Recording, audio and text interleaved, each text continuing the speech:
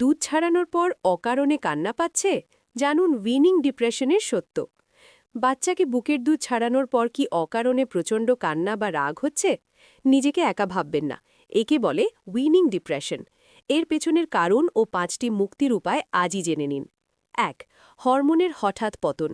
দুধ ছাড়ানোর সময় মায়ের শরীরের ফিল গুড হরমোন অর্থাৎ অক্সিটোসিন হঠাৎ একদম কমে যায়।